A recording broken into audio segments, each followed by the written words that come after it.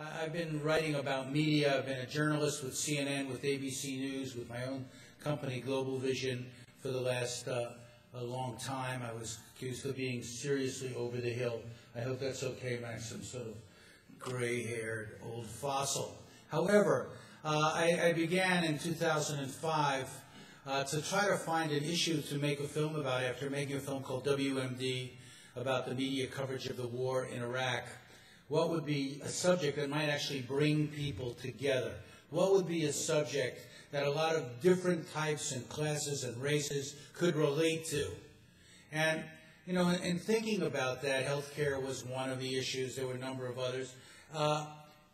You know, my bank statement arrived. And lo and behold, I found that my savings account, I seem to remember having more money in it than I had. And it was shrinking away. And I, you know, began reading about it and discovered, of course, that the national savings rate had gone way below zero for the first time since the Depression. And that many families were now in a squeeze with handling or trying to manage an incredible growing load of personal debt. And that led to the development of a film called In Debt We Trust, which has been shown around the world and also in South Africa at an international film festival.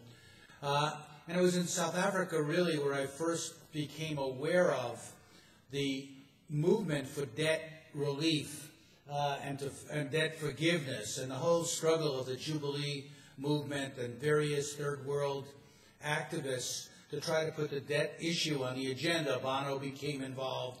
There were these marches. I was in England for the Make Poverty History March, the Live Aid Revisited concert. All of it was to focus attention on debt and how it was imprisoning the third world. But then I began to discover that the third world was here at home as well, that we were being imprisoned, and that this was an issue that actually could link the fortunes and fates of Americans with the reality of third world peoples, and that rather than simply an act of compassionate solidarity and you know, we could do something that was in our common joint interest.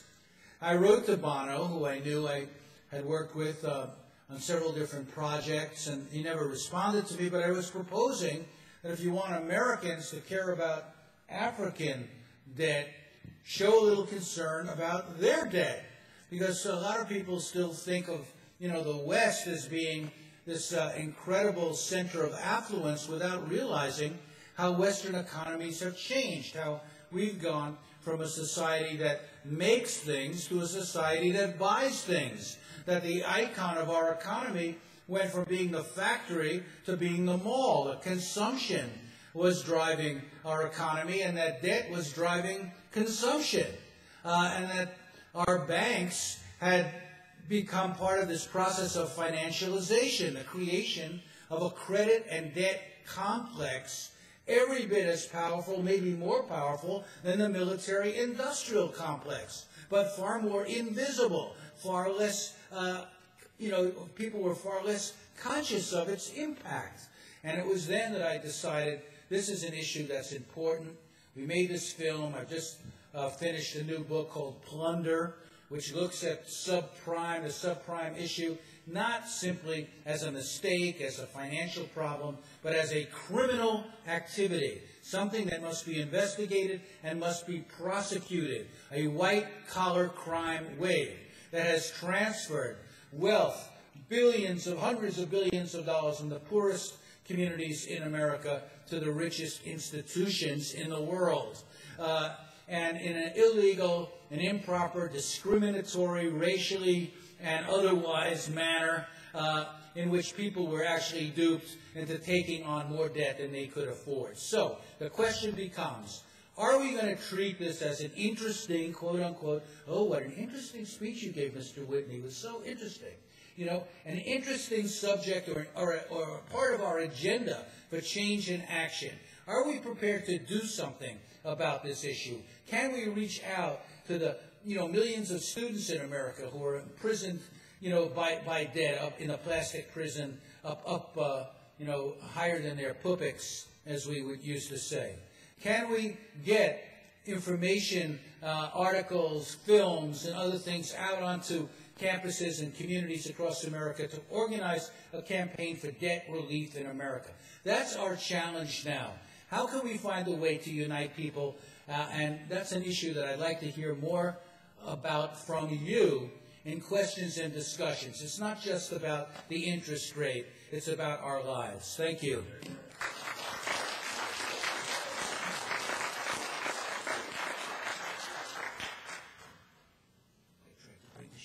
Yeah, you did. You did good. This is covered for. Yeah, I'm on that campaign. Some debt forgiveness at home. We have two more speakers, and then we'll have a little time for some questions. Charles Sullivan is a nature photographer, a nationalist, and that's naturalist, an environmental educator, freelance writer. He writes about social justice, about how can we live a life that is based on ecological principles and social justice rather than one based on privatized profit. And his position is that social justice and a healthy environment and world peace are fundamentally incompatible with capitalism.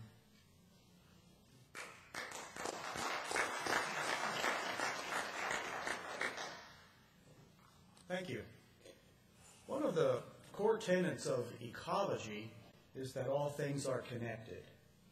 And I like to use ecological models when I think about things like capitalism, because I really and truly do believe that capitalism, especially as it's practiced in the United States, is fundamentally at odds with all of these noble ideas we have heard espoused here today. I do not believe that we should use the word democracy when we talk about the United States of America. I think we should use the term plutocracy. This is a representative government of the corporations, of the wealthiest 1/10 of 1% of the people. What else can you call that but a plutocracy, or perhaps a corporatocracy? I think that's the term Mussolini used to describe corporate fascism. So we have the merging of corporations and government, and that has left the people, we the people, without representation. And that leaves us in a very precarious situation, because that means capital owns everything. Capital owns the media. Capital owns the banking system. Yet capital controls everything. So the solutions to these issues will not be found within the framework that created them. We have to look outside of the capitalist system. You know, capitalism is a system that is supposedly, in its very simplest terms, supposed to be self-interest. Somehow, greed and self-interest is somehow supposed to be good for the community, for the Commonwealth, and for the planet. And perhaps back in the day of Adam Smith, when the population was much smaller and the world seemed much larger, those ideas may have worked in a practical sense. I doubt it, but it would make more sense in a different time, in a different age. But, we have a burgeoning human population. We have a planet of finite proportions, and the core tenet of capitalism is expansion, continuous expansion. And that, folks, is the ideology of a cancer cell. It's a malignancy. And a malignancy left untreated will eventually kill the host.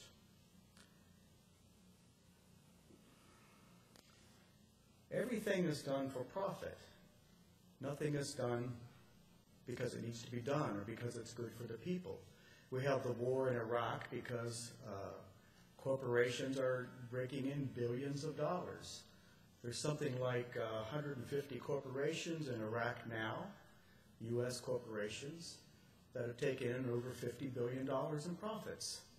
and there are working class people that are sent over there doing the fighting and the dying. You talk about socializing cost and privatizing profit. Well, that's really what war is all about. And that's the worst form of corporate welfare there is, very simply. I won't take up a lot of time. I guess, probably I've said what I need to say in a short period of time. It's a complicated subject, and I know there's other folks that need to talk. And I just will say one thing. I think that we can redesign our society so that they are more compatible with the organizing principle of life. And that is that principle, again, that I think capitalism is actually opposed to. Thank you.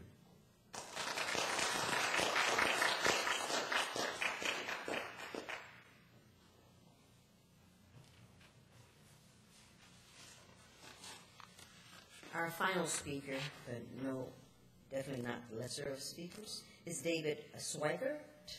David actually attended the United States Social Forum, which I wish a lot of you had done. David was there. David was part of a series of workshops that were done there on alternative economics, and he tells me he debated Michael Albert about alternatives to capitalism. That must have been exciting. He's a professor of philosophy at Loyola University in Chicago, and he used to be at the University of Kentucky as well, family in Kentucky. He has most recently as the author of Against Capitalism and After Capitalism, numerous articles that have been translated into Chinese, Spanish, French, Farsi. The title of his presentation, Let There Be Democracy.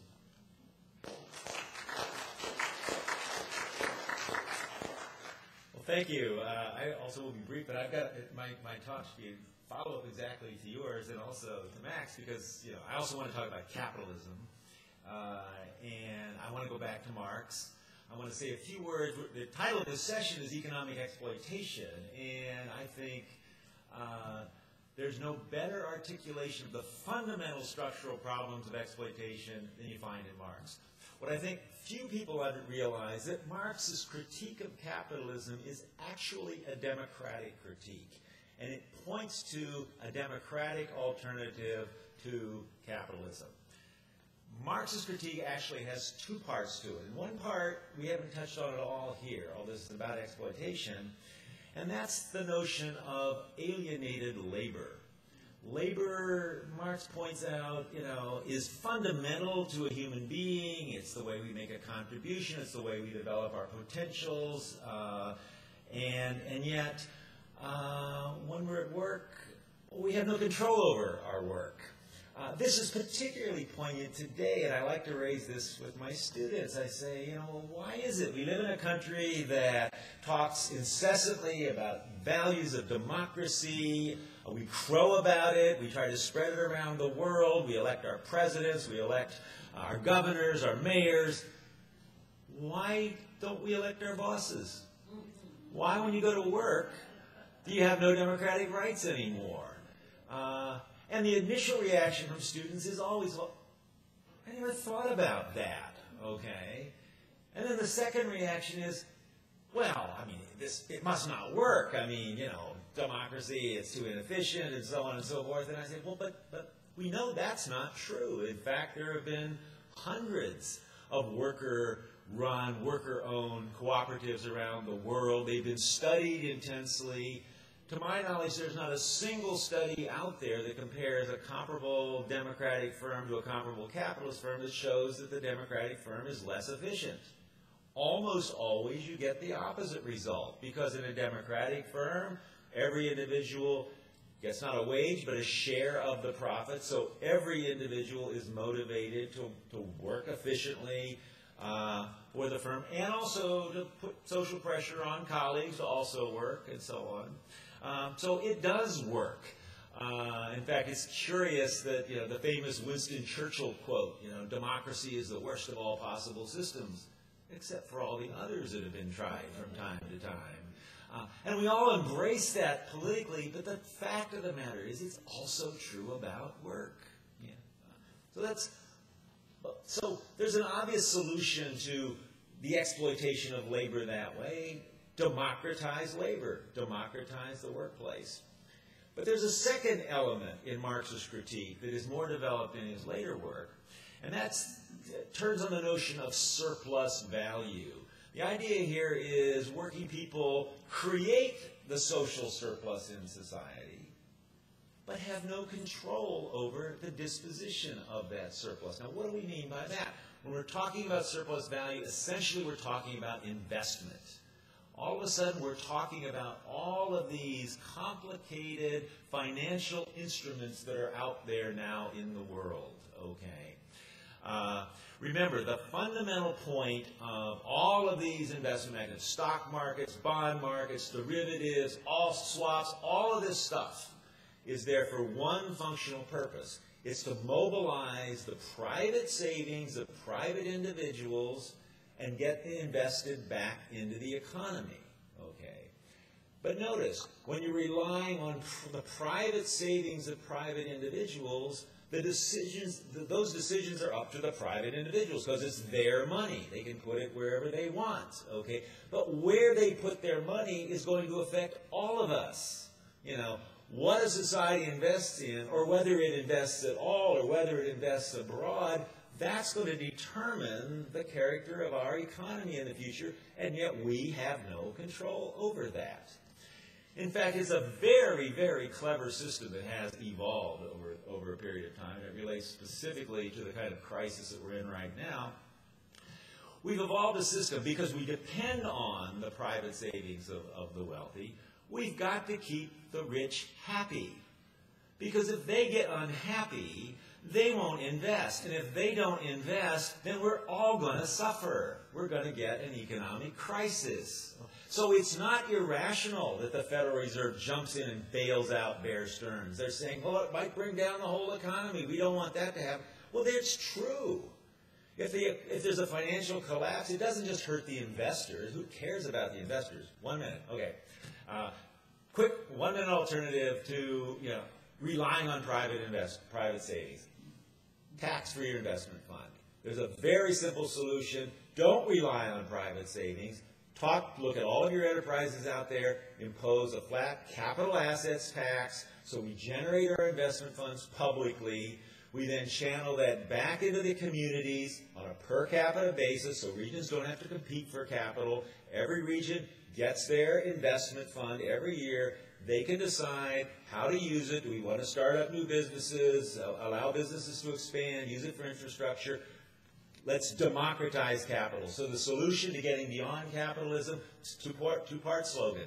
Democratize labor, democratize capital. And while we're at it, let's democratize democracy.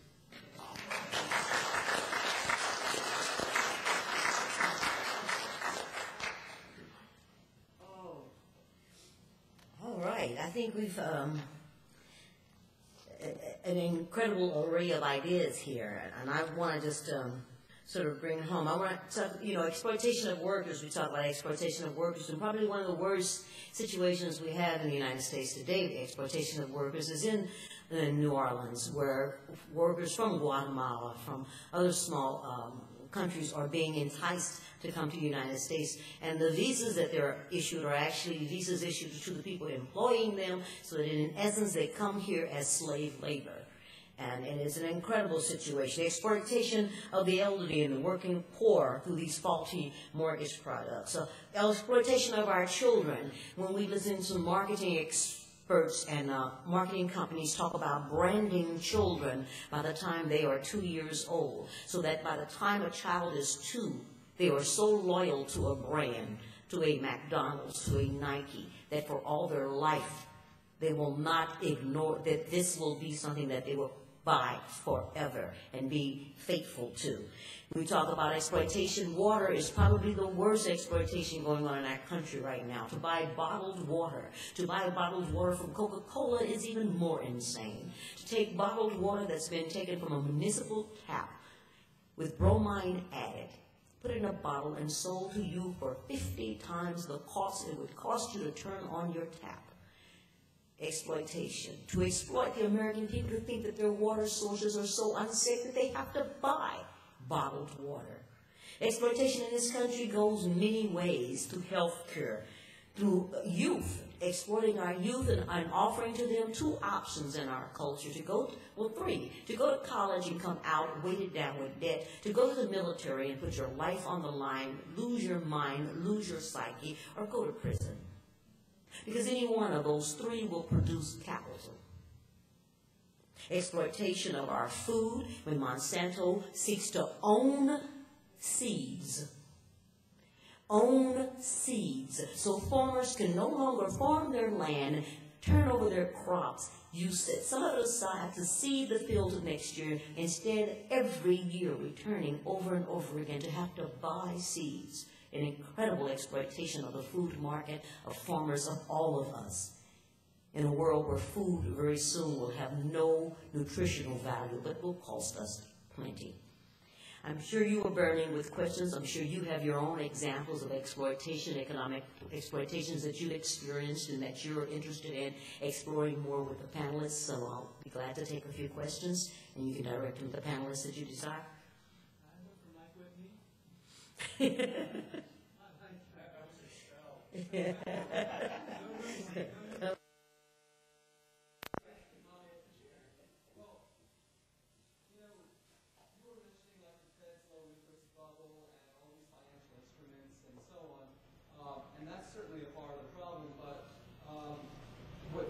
You say, maybe I missed it, was that NAFTA and CAFTA, all these trade deals that preceded the Greenspan, lowering of interest rates in the early 2000s, seems to me to be largely responsible responsible to a very great degree for the U.S. trade deficit, because they took industry out of the United States, they stuck it into other countries, they allowed goods to be re-imported to the United States without restriction.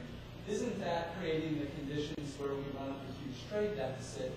And then the second question on that is, doesn't that represent a real disrespect for the United States as a nation state, which it's my perception that imperialism has always depended on some stable, large aircraft carrier of a nation from which to launch its forays around the world. And because the U.S. has now been neglected and is falling apart, and its military even is falling apart because of this neglect. We have a multipolar world that's evolved. Other nations haven't forgotten their national self-interest. China hasn't forgotten its national interest. It's a whole lot of industry behind its borders. Europe, as a community, hasn't forgotten its interests. And so, Russia hasn't forgotten its interests. We have a multipolar world evolving as a result of this. Is it possible that these guys are so greedy and so insanely devoted to their monetarist, obsessions that they're walking on air if they've forgotten the basis for maintaining power?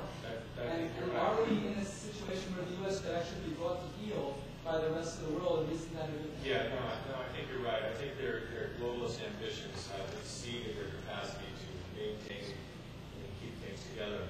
As far as the trade deficit or the current account deficit, and I'm not going to bore you guys with stuff, and it probably would be a very incomplete answer, but I was not blaming the financialization of the country's economy on that particular thing, but more or less the equity bubble that we're dealing with.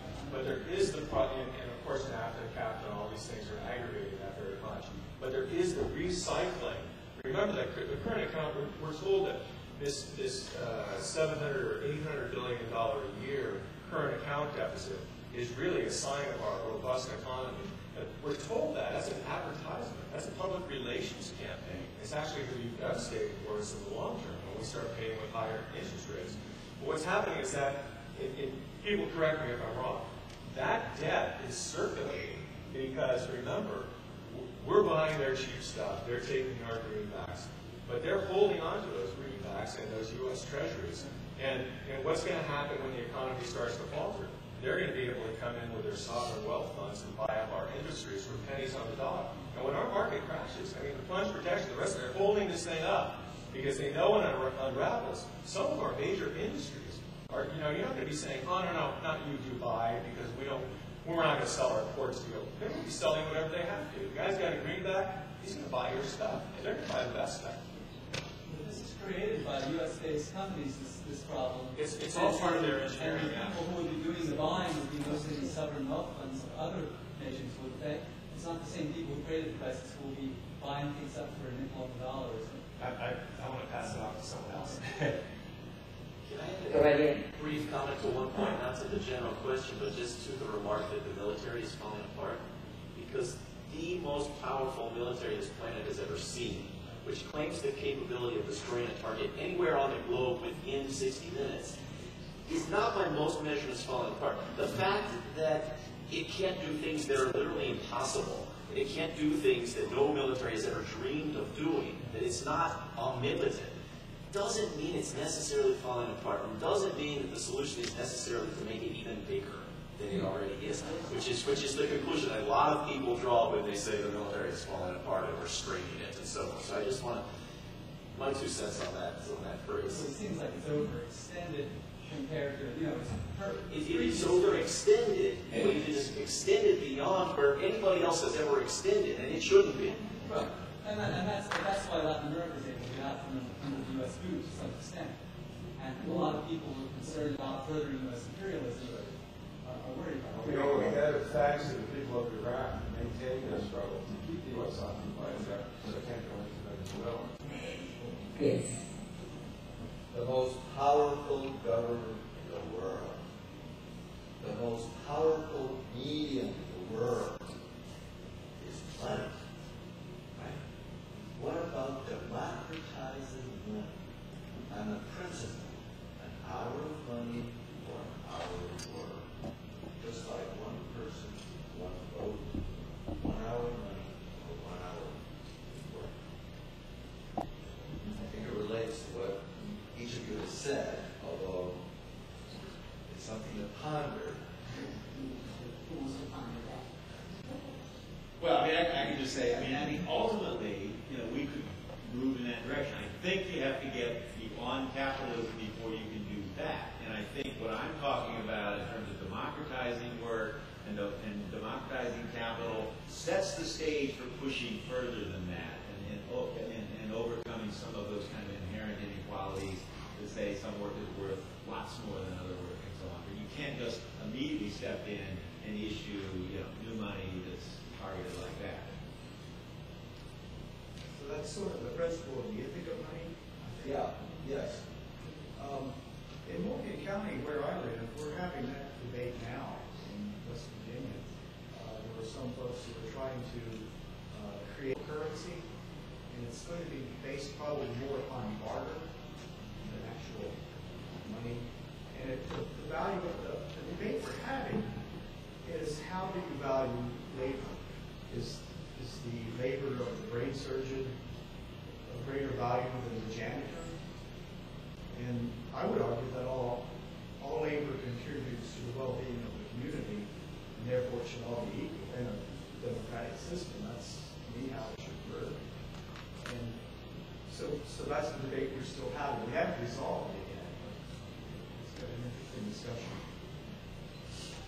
Yes. Well, 2 things. One is that we also have to decide as a whole which labor should be done. Why should the capitalists determine who gets paid for what or what labor should be? A lot of constructive labor. So do that. But I actually wanted to ask Ellen. Ellen had a recent article that really floored me. It was great on the website, on your website, about how J.P. Morgan took over Bear Stearns and the whole history behind that. I was wondering if you could talk about that a little bit, just about, especially because in order for us to put forth an end to the foreclosures that are going on now, and put it in that context, and to cancel the debt to the banks, and put forth actual concrete policies coming out of this conference, I think that would be really helpful. If we understand just a little, I know it's a big argument, but just that little frame. Well, there's good evidence that J.P. Morgan, or that Bear Stearns was solvent, as the news was saying at that time, and it actually was brought down by J.P. Morgan by making short selling.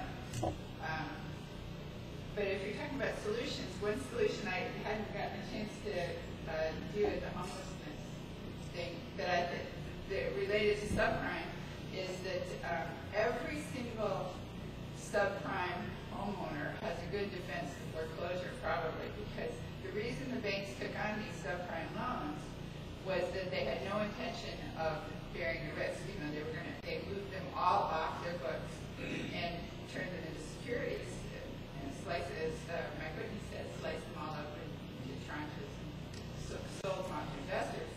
So, but one requirement for a foreclosure is you have to have the mortgage note, or either the recorded note or the recorded assignment. And these notes don't exist anymore. They've all, because nobody owns them. They've been sliced up into many pieces. But most people don't know that, and so they let their homes go by foreclosure. I mean, by default. So if we could mobilize all the subprime people, and we can mobilize all the people who are upside down in their mortgages, who have no reason not to walk out because they actually owe more money than the house is worth, you could have a huge contingent of people that would, you could form a lobby, or you could form a union. I envision sorry? Yeah, debtors union. I don't know what you mean, debtor. I was thinking about that maybe. Yeah, free union or something. But anyway, you could form, say, a union, and you'd have a very modest dues that you would send in, and for that you'd get a little packet of pleadings, simple pleadings that you could file in your own foreclosure. Not that this would be recommended. You should see an attorney because pro-pers just don't get that far in court. On this point, there was a case in Cleveland where Deutsche Bank came in foreclosing on 12 different properties, and the defense attorney said, Your Honor, we stipulate, that we are a little bit behind in the mortgages, and they said, a little bit behind, 18 months. There's been no payment on our mortgages. And they said, yeah, well, this could be rectified, Your Honor, but we'd like to ask a question. Can we see the mortgage? And Deutsche Bank could not find it, or it didn't exist. And so the judge said, come back when you have the mortgage. So it is a possible defense, and it was used, but because that case got so much attention, there was some sort of legal maneuver, to try to counter that. And then if we had that kind of thought, what would we do with it? And that's where the J.P. Morgan thing comes in. J.P. Morgan is absolutely crooked. And what we need is some congressman to actually look at the books of these banks and expose the fact that they're just like Enron. They're absolutely bankrupt. But they're concealing that fact with creative accounting. So if you can get the FDIC to go in and look at it, they can put those banks in foreclosure. Put them into bankruptcy. And one of the options the FDIC has is to take this back. And the FDIC is actually a government agency, unlike the Federal Reserve, which is just on this point, I confronted Sheila Bair, who was the chairman of the FDIC. I had two questions. One, how many banks are in danger of failing? She said, I read your article, Michael. Okay. And she said 76. A week later, it was reported that there was 150. Okay. So again, the figures are fungible. And when I asked her about whether she supported the idea of prosecuting bankers who have engaged in predatory practices and illegal practices, and she said, well, that's not her role. I said, well, the FBI has announced an investigation. Do you want to support that investigation? And she again demurred and avoided, the question. But I don't think anybody ever confronted her with that before. She's actually tried to do some things and got shot down. I read to try to get even a code of responsibility by lenders together, voluntary, and they wouldn't do it. None of them would do it. So, I think they're facing a big problem. Reportedly, they just added about 150 employees to an FDIC office in Texas to process an expected growth in the number of bank closures. So, never say never, but that seems to be coming down the tracks. Mike recently pointed out. I'm sorry. We're going to get a couple more questions in. Lucy Webster. I'd like to, this would end up as a question to Ellen Brown as to how you would pursue that track, which I think is, very interesting and what would happen next. But first, I just want to say perhaps that's a sort of model for self-management systems. I mean, you don't have to have a boss if you get together and initiate some sort of program of action that would create value and create wealth for the people as opposed to creating it for the boss. But I'd like to have a little more development on that concept. If the government, if Congress could get, actually own these banks, nationalize the banks, which has a bad name, bad connotation in the U.S., but nationalized banks were our very first banks. The most brilliant bank in the U.S. was the Bank of Pennsylvania in the first half of the 18th century, where the province issued money and lent it to farmers, and then they issued a little extra and spent it for roads and bridges and things that people needed. And so principal interest would then come back to the government. You had a self-sustaining system. It never inflated. Say you would start with $105, you'd lend $100 at 5% interest, you'd spend $5, you'd collect back $105. So the same money would circulate round and round. It was a brilliant system, and it was a national. It wasn't national, it was provincial, but anyway, it was government owned. It was owned by the people themselves. So it's essentially equivalent to a LEP system or a community currency system on a national level. What about the expansion of credit unions? People have credit unions. Is that no counter to what banks are doing? Well, the problem with a credit union is that they're working with pre-existing money, and therefore they can't go bankrupt and they do go bankrupt. They're actually lending somebody else's money. Whereas what Pennsylvania did is they created, if you are the issuer, if you have the power to issue money, you don't need reserves. You can issue credit as needed. And credit is how we've grown for the last 300 years. We've had this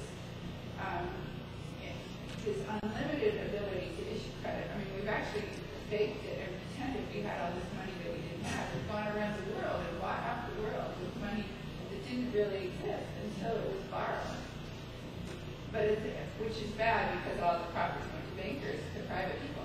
But you could do that as a community system where people could issue credit, they could issue their own credit. In other words, you have an idea, you monetize your own idea or your own, you say, I need tools, I'm willing to work, I need some tools, I'll pay you back later with the profits. You don't need money for that. You don't need to borrow somebody's gold. It's merely your own credit, and you pay it back later with the profits.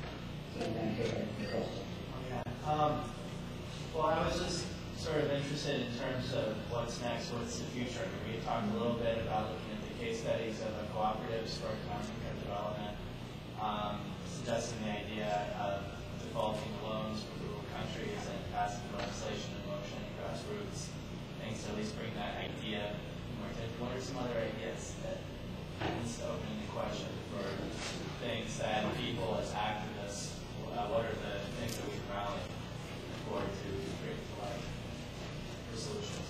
Well, I think if you have a sort of vision of what you want the future to be and suggest certain kinds of reform, then one, I just think ought to be on the agenda right now, and that's the capital assets tax. I think, first of all, corporations these days pay almost no income tax. They used to pay, but now with creative accounting and, transfer pricing and so on, they don't pay any taxes. Why not a corporate capital assets tax? Every publicly traded corporation pays a tax on the value of your assets. Notice, you can't hide that. You just say, what was your stock value on January 1st?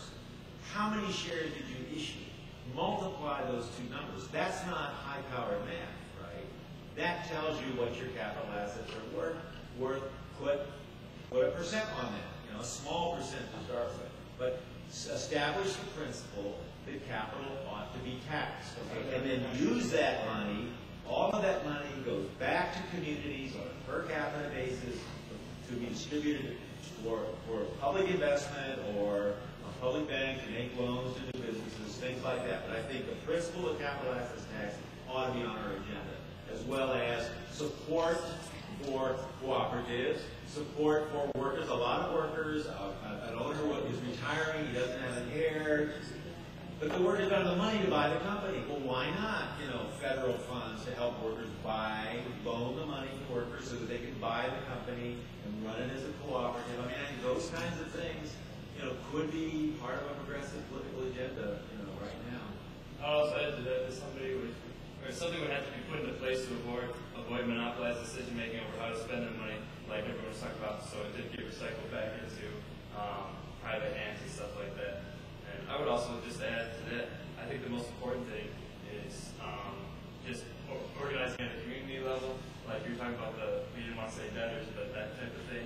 And most importantly, the workplace, wherever you work, because you can't organize, you're not going to go to university and organize professors, you're going to organize where you work and stuff. So I think that's the most important thing. But in terms of, specifically organizing to do what?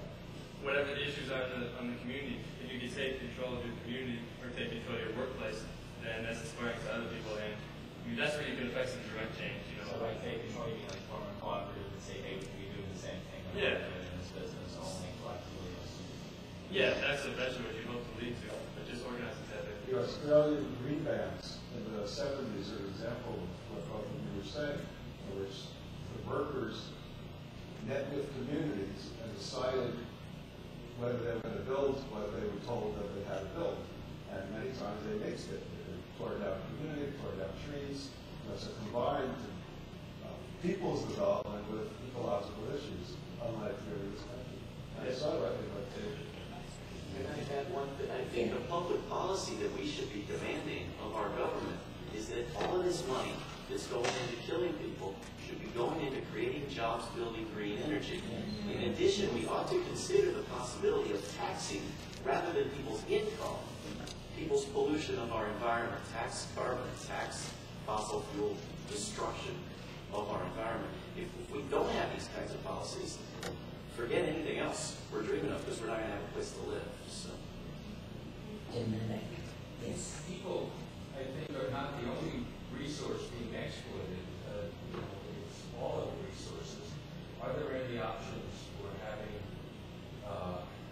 an economy that is not growth-oriented, that's sustainable and still vibrant, even though there's no growth?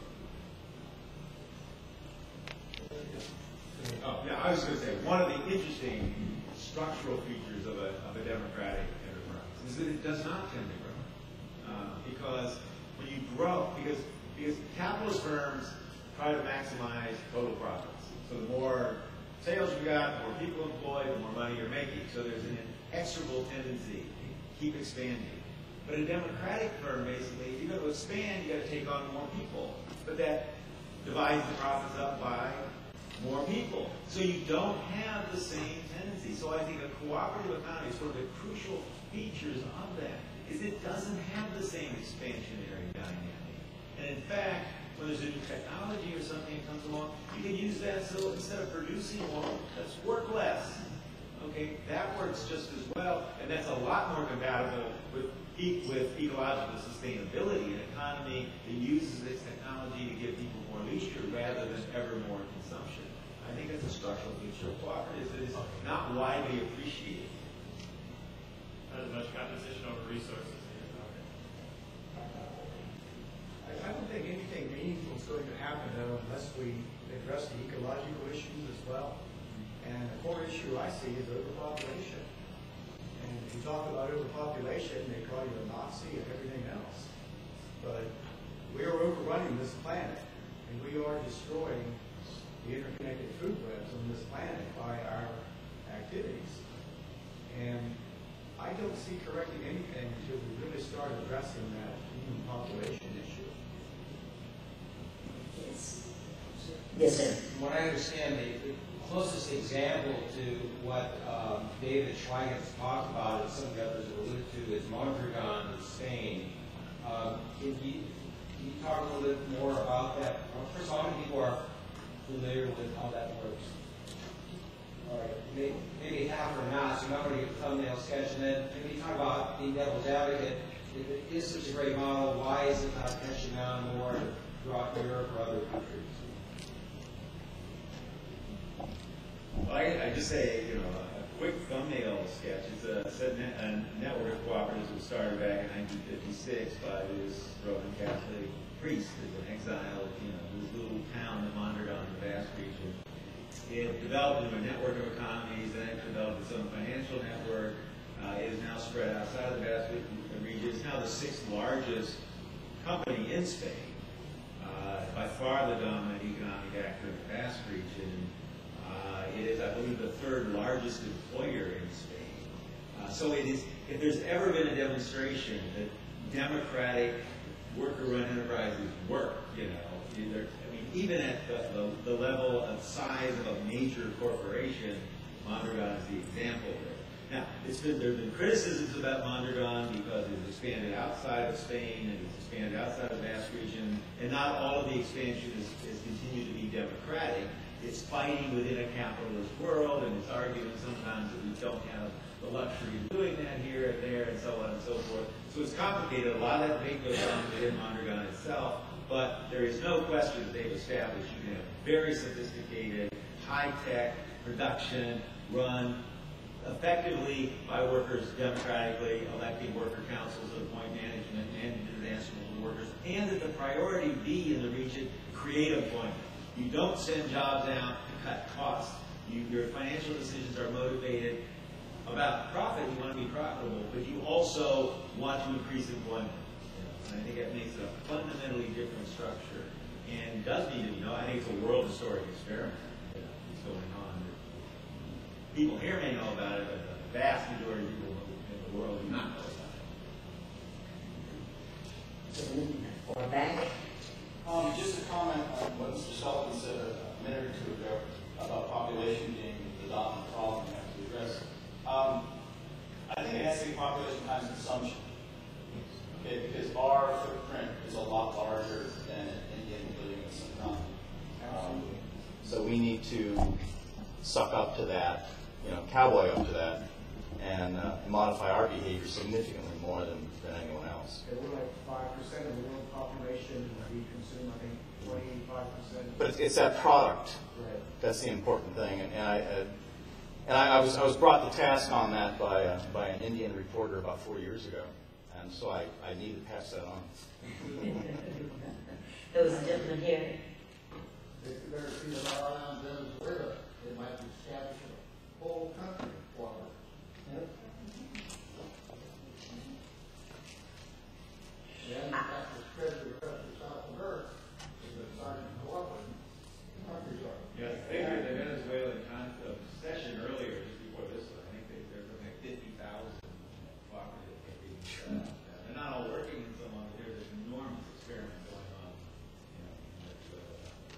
Really do have to be done. I just want to acknowledge that we have exceeded the end time for this session. That in no way means you have to leave, but I just want to acknowledge that it did reach that point, so people know that if you agree to go over it, that's wonderful. Is there a new question in the back? What's the safe investment to have? What's the safe investment to have a clear conscience? He says, what's a safe investment so you can have a clear conscience?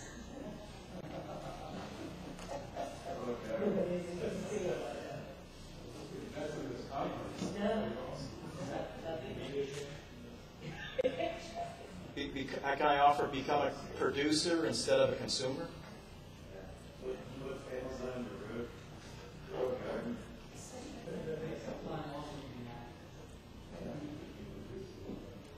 There are social investment funds. Now you can criticize those. There are groups out there trying to monitor certain kinds of funds and see at least that they're not investing in military stuff, and sweatshops and things like that.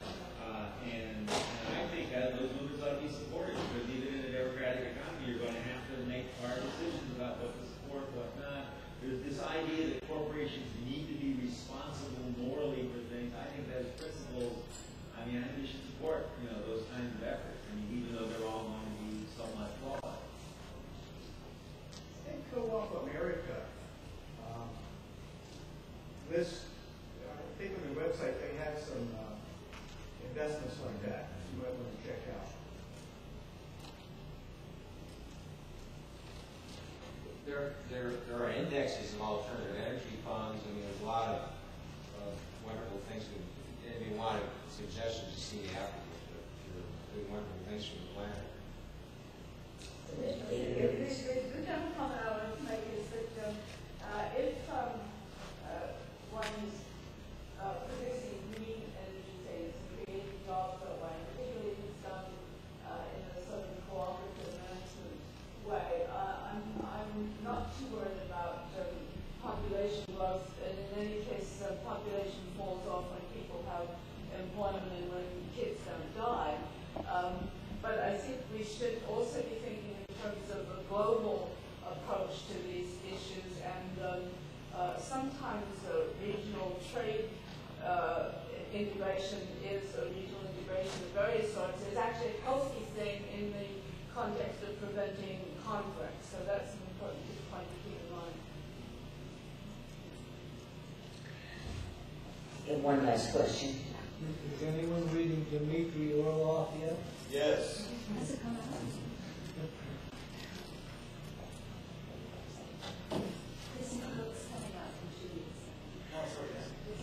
Well, I want to thank you all for coming to this session. I want to thank all of the incredible panelists, our keynote speakers, and I appreciate it. And I'm sure you guys can keep talking and keep having these conversations. Thank you very much.